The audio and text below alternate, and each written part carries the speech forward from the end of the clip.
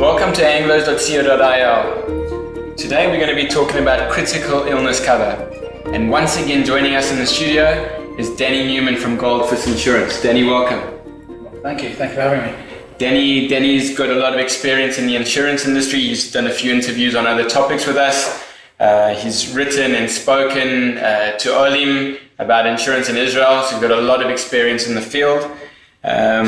Danny, to start off with, maybe just if you can just explain to us briefly, what is critical illness cover? So critical illness in Hebrew is known as machalot kashot. Different companies have different names. It's also known in some English countries as dreaded disease insurance. It's in essence an insurance that pays out a lump sum upon diagnosis of a harsh illness, dreaded illness or critical illness. The concept is very similar to life insurance. Okay. With life insurance, someone dies and it pays out whatever the sum assured was. Here, if someone is diagnosed with a certain condition that's on the list of illnesses that each company has, then the person will get paid out a lump sum of money. Okay, so it has to be on that specific illness, or it's a range of illnesses? So it's a range of illnesses. Right. There are different. There are basic plans that only cover cancer, all the way through to companies which cover 30, 40 plus illnesses. Now I've got a list here, just as one example, even covers things like ALS or Jacob Creutzfeldt disease, lupus, polio is even on the list. We're talking about chronic major conditions. Gotcha. And if I was to look at, let's say, the three main illnesses which will be covered on the majority of comprehensive plans are cancers, heart disease and stroke. Okay. Those, I would imagine, probably make up about 95% of all claims within these kind of policies. Got you. So can you then explain what is the difference then between critical illness cover and something like disability insurance? So disability insurance is a payout, usually linked to someone's pension, but not always, whereby someone, if they're unable to work as a result of being incapacitated, then they may get up to 75% of their income until retirement age that's listed in the policy. Could be 60, 62, 64, 67. So you select the retirement age? Well, that would be depends on when the policy is taken out and if it's linked to a pension plan and they have their own ages written into that. Okay. But that is a monthly payout which in essence replaces the income. And that will be linked to one's income as well. Right. As far as critical illness insurance is concerned, it's something completely different. Someone may still work. Okay. If someone, let's say, had a heart attack. Yes.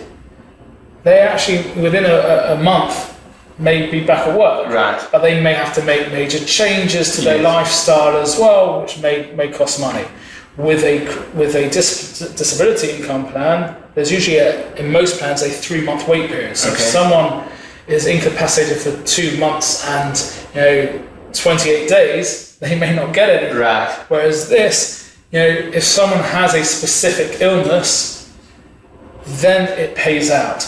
This I look as being the financial policy to ease any extra costs that are involved. Right.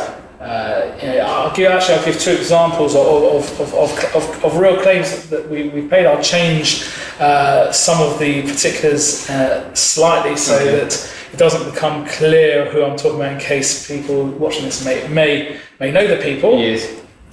Claim number 1 was a family with 4 children. Okay. Let's say they live in Jerusalem. One of their children at age 7 was diagnosed with lymphoma. Yes.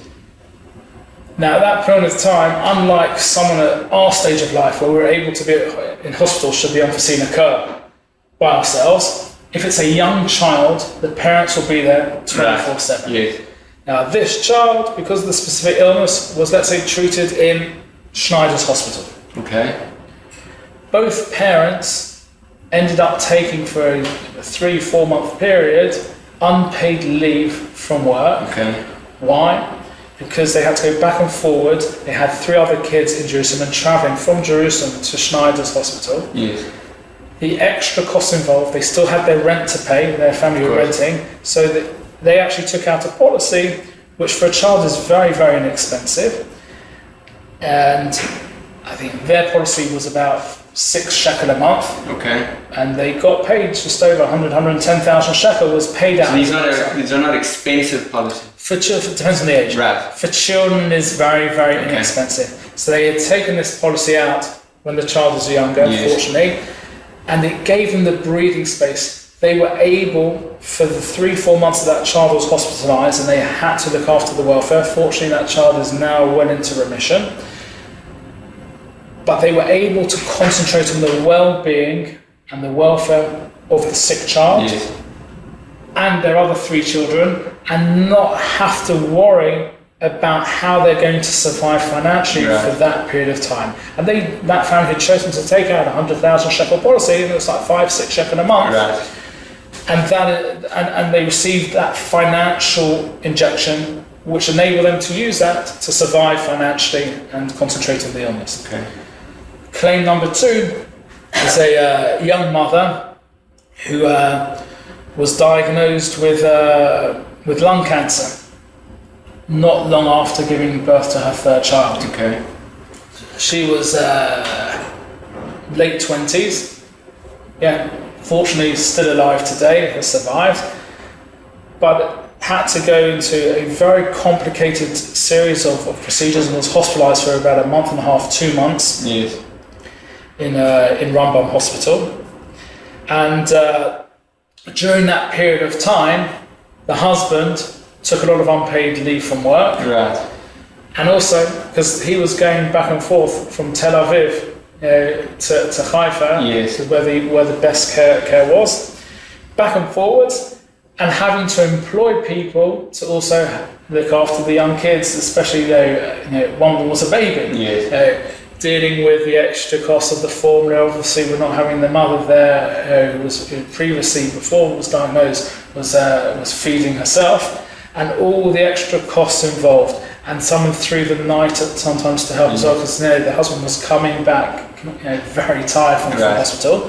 So at her stage of life, she had a policy, so it wasn't the 5-6 shekel a month. She was paying about 25 shekel a month. Okay. And also received a payout of just over 100,000 shekel, which meant for those few months, again, the family could concentrate on the well-being. Because often when there is a critical illness involved, there are extra financial costs involved.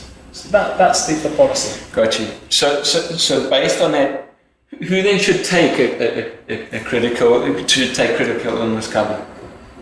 So I don't believe this is a policy for everyone.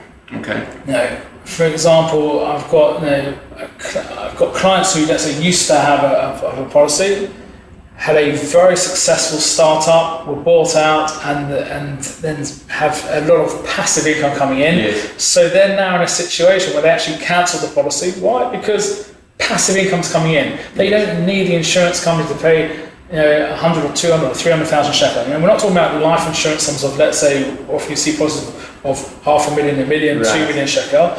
Here we're looking to alleviate financial issues during a limited period. Why limited period? Because people either hopefully survive after a number of months, or they get into a routine where they might be going backwards and forwards from treatment, working 2 weeks and going back into for treatment, or unfortunately the other extreme where someone doesn't make it and survive, and then if they've got life insurance that pays out.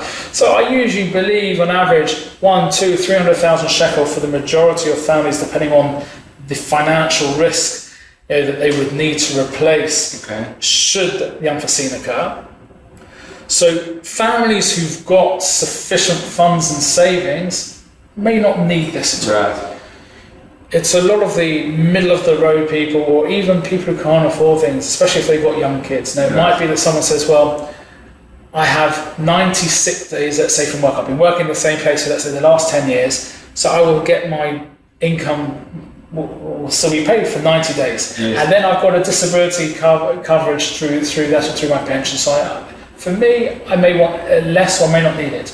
However, If it's a child, then I want to take it. In fact, I often advise people, think of the children first. Firstly, it's very, very cheap. You know, depending on the companies, for up to about the age of 20, give or take, depending on some until 25, some until 21, some until 18. But the cost for, let's say, 100,000 shekel coverage for a child is somewhere between, let's say, 5 and 8, 9 shekel. Okay, so it's not a we're talking what? How many people when they're on the road or in between meetings, they wouldn't think twice of stopping off if they get thirsty to buy a bottle of water for that amount. So it's a bottle of water a month, and it provides that peace of mind. Should it, or if they want 200,000 shekels, so it's 10, 11, 12 shekel, 13 shekel a month. So we're not talking huge sums, but often when if someone has a child who's dealt that unfortunate hand in life with a critical illness, and the parents need to end up taking unpaid leave to concentrate on the illness and make certain changes which impacts them financially, these policies for a lot of people can be critical for them as far as keeping afloat and not having to worry about the mundane and concentrate on the well-being. Absolutely. So again, it's about peace of mind. Exactly. So let's say I want to take it. How do I work out, or how do I determine what amount of cover to take? So that will be dependent, again, on one's level of living. So if, let's say, someone's living very modestly, they have, let's say, an income of, let's say, 9,000 shekel, and their rent's, let's say, 3,000-4,000 shekel. So we're not talking about people actually living in the heart of Tel Aviv or the heart of Jerusalem, but they're living a relatively modest lifestyle. So a 100,000 shekel policy may be sufficient. But if someone's, let's say, earning 30, 40,000 shekel a month. They've got a mortgage for, let's say, 12, 13, 14,000 shekel a month. And they've got other expenses, so for them they may want 300,000 shekel or 400,000 or 500,000 shekel. Are there limits to the amount of cover? Most companies are around the 500,000, 600,000, 700,000 shekel mark. Very few people, in my opinion, need that. We're talking about high earners who don't have the financial means to ride that out, and people who have very high expenses. I would say the average tends to be somewhere between 1 and 3 is the average, but it's completely dependent on the family and what the financial means are and what support network they have as well. Right, got you. So now let's say in the event that something happens, what can I use this money for? How can I get the money, and what do I use it for? So often it's like any other insurance claim. There's a form and paperwork that's required, doctors' notes and letters which clearly outline what the diagnosis is, what the condition is, and then the claim submitted to the insurance company, assuming that that it meets the criteria of the terms and conditions of the policy. So then, usually it's within a very timely fashion, the insurance company will transfer the money as a lump sum. As a lump sum. Okay. As a lump sum. What that family chooses to do that, they could in theory go to Disneyland if they wanted to, but that money is their choice. It's a compensation policy. It's not based on receipts. It's not like a health policy where I wanted to see a certain surgeon and I want them to fund the surgery. We're not talking about, this is a compensation, a financial compensation policy where the criteria for being able to receive that money is the unforeseen event where someone has a major illness, and then the insurance company pays out. But what the family chooses to do with that is their choice, but it's, as I say, it's there for the financial buffer to alleviate the what are we going to do now financially? How can we do both? So once you've provided all the proof of the particular issue at hand, you receive the payout, and that money is there then for you to use in whatever means to pay bills, whatever you choose to use that money for. Great. Danny, maybe just to finish off, maybe you can give us a few tips or some advice, something you've picked up from your experience regarding critical illness cover that you would want people to know? So there's a couple of things. Firstly, a lot of people don't know about this insurance. It's also available as a standalone. it doesn't have to add on to another policy. So you can just take it out just for a child and just have a policy paying 5-6 shekel a month.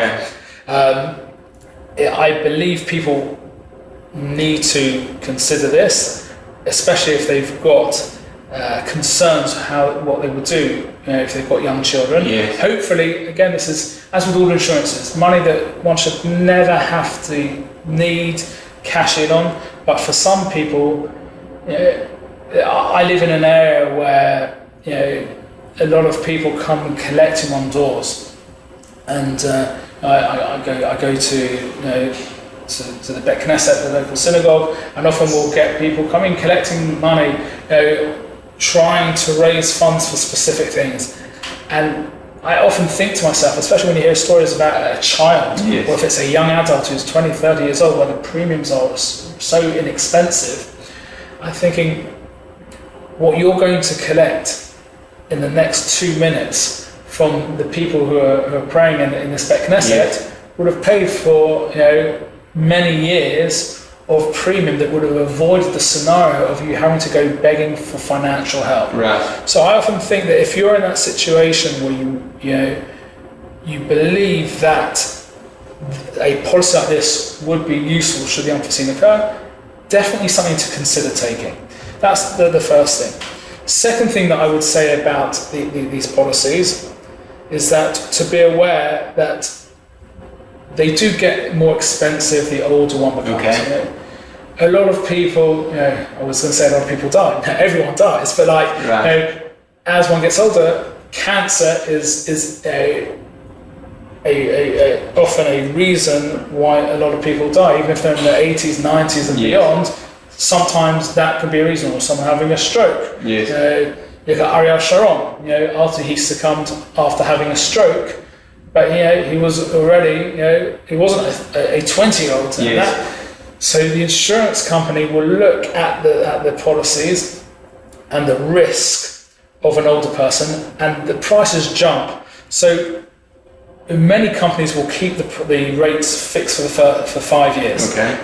And they will jump at 5 intervals. There'll be the same price for a child. Yes. Then once someone gets to about 20 years old, give or take, depending on the company. Every 5 years it adjusts. There'll be 5 years for some companies for you. Some companies adjust every year. Okay. So it's worthwhile being aware of those price increases. Yes. I met a client many years ago who was in his late 50s, was paying a lot of money for his insurances. His children were already much older. He didn't necessarily have the same financial concerns. He was a divorcee. Yes. And owned his property, had sufficient savings. But a policy, if I look at, let's say, the age brackets, someone who's in their mid-50s could be paying about 300 to 400 shekel a month for this policy. Right. As opposed to 20 shekel a month, it suddenly jumps when you get to about age 50 or so, 45, 50, it starts getting much more expensive. The actuaries have worked out where it becomes more of a risk to the insurance company. So it's definitely worthwhile reassessing. I think for the younger people or people with young families, definitely 45 and younger, it's definitely a policy worthwhile considering because it's relatively expensive. Yes. But as one gets older, then it's weighing up the cost efficiency of it and the need. Right. Whether or not one needs it. So with these types of policies, look at what it is, look at your specific age and stage in life if it's still relevant. Yes. There are also policies which will pay out for more than one event. Okay. So if, let's say, someone survived that and then became ill later on, older policies usually pay out once and that was it, the policy ends. Right.